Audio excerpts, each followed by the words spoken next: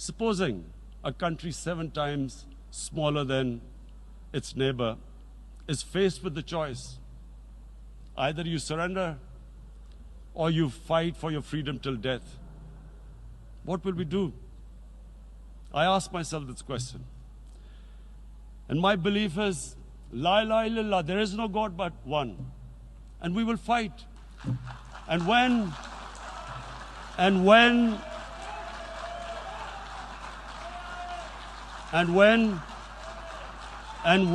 a nuclear armed country fights to the end, it will have consequences far beyond the borders.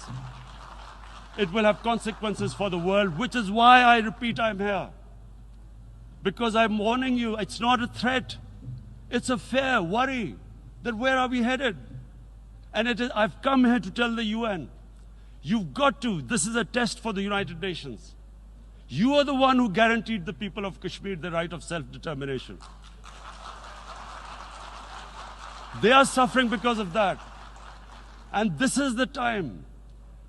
This is the time not to appease like in 1939 appeasement took place. This is the time to take action.